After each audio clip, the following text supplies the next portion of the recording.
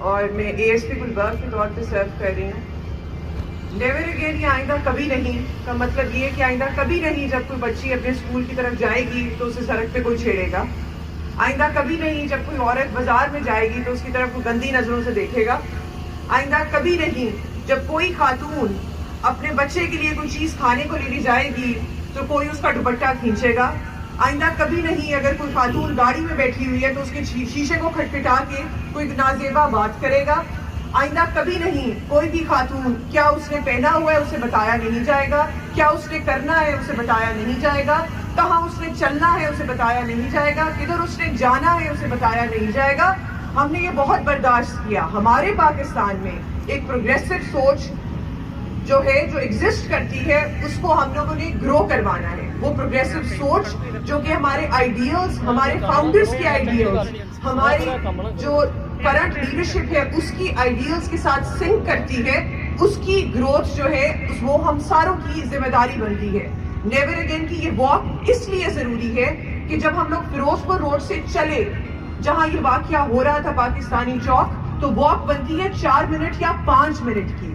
اس بازار کے اندر بہت لوگ موجود تھے, دکانیں کھلی تھی, لوگ چیزیں لے رہے تھے, اور جب پولیس پہنچ رہی تھی موقع پہ تو ہمیں بتایا جا رہا تھا تسی اوتھے جانے جتھے وقوع ہو رہا ہے, تسی اوتھے جانے جتھے عورت نو گھیر لیا ہے.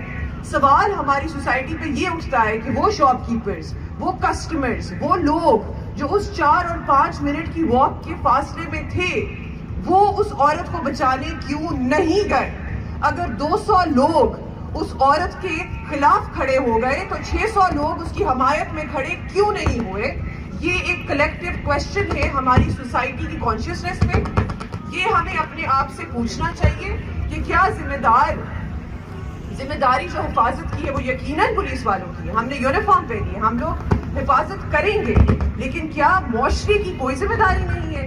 کیا سوسائٹی کی کوئی ذمہ داری نہیں ہے کہ اگر وہ دیکھیں گے کسی عورت کو چھیڑا جا رہا ہے تو اسے روکے نا؟ وہ خاتون 20 منٹ یہ برداشت کرتی رہی, لوگوں کو پتا تھا یہ ہو رہا ہے, بازار کے اندر دکانیں کھلی تھی, لوگ چیزیں خرید رہے تھے, جا رہے تھے, اپنی بچیوں کی عزت کی حفاظت کر رہے تھے, تو کسی نے اس کی عزت کی حفاظت کیوں نہیں کی؟ یہ سوال ہے, اور اس لیے ایک مارچ ضروری تھی. بہت بہت شکریہ.